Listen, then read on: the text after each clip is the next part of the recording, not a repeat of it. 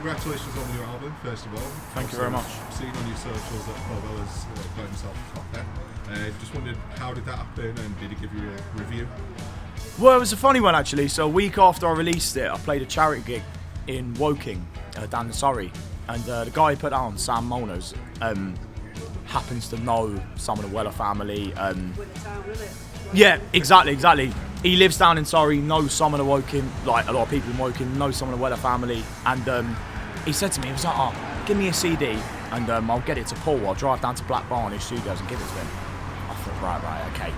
And then I went through it. He was like, "Write him a note, write Paul Weller a note as well." I was like, "Fine, I'll do that." And then I gave it to him on the Saturday after the gig with this note. And then on the Monday, I was at work and I started getting calls. and then he left me a message.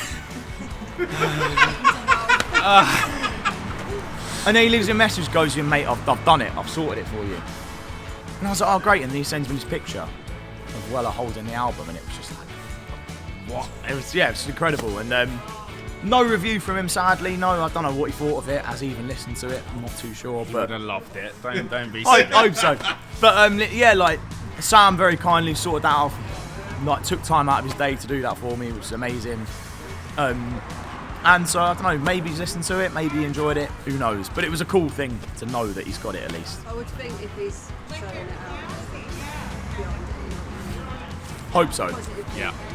Hope so. If you could play Paul Weller one of your songs, what would it be? Oh, that's a great question. I think Wasting Our Time, actually, the track 11 on the album, I think it's the most, it doesn't sound like the Jam, it sounds like what the Style Council, that kind of sort of melodic kind of pop sound. I think now, at the stage he's at now, I think he'd enjoy something like that the most.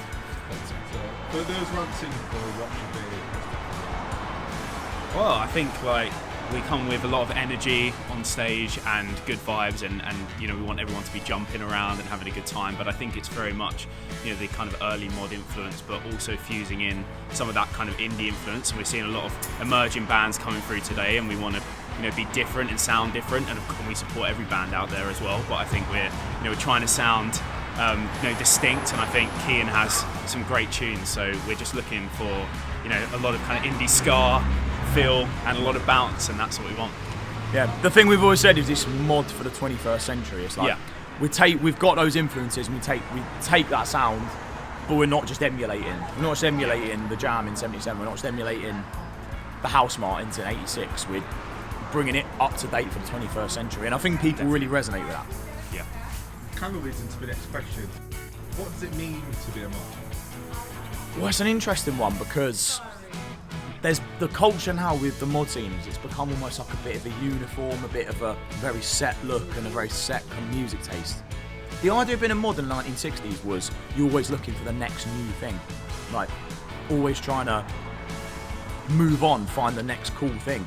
And I think that's been lost a little bit, and I think that's what people in the scene now, whatever age they are, everyone they're doing it, need to remember is it's about looking for that fresh, that new exciting thing.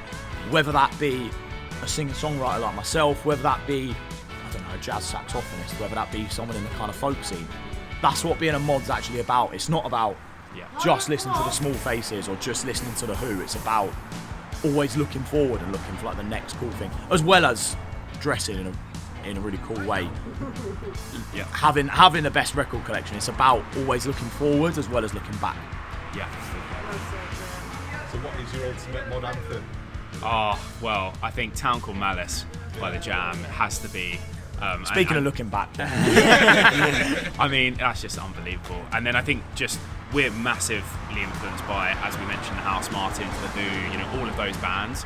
And I think there's just so many anthems from that period that resonate with us both at a kind of personal level, but also, musically as well. They've really inspired us, and I think that really has taken us forward and propelled us as a band. So we're really grateful for all that music. And if there were one song that you wish you wrote, what would it be? Keeping on the Jam theme, I always say Man in the Corner Shop. It's a song I've covered on YouTube, and I covered at the scooter rally in Aberystwyth the other week. Someone said it was the best Jam cover they'd ever heard.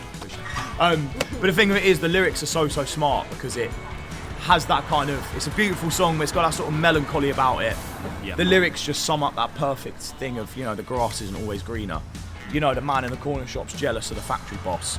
But then the factory boss is like, oh, I wish I'd actually had a simpler life like the man in the corner shop. So it's that classic thing in Britain where everyone's striving for a better life, but really, wherever they go, they're never going to be satisfied. So it just sums up British society beautifully, I think. And apart from Hull Modern Skin Festival, what else have you got planned for 2023? All sorts, mate, all sorts. I mean, we've done a lot already, but yeah, tonight in the Springbank Tavern, we're in Redcar next week, up in North Yorkshire, Blam Blam Fever Scar Weekender.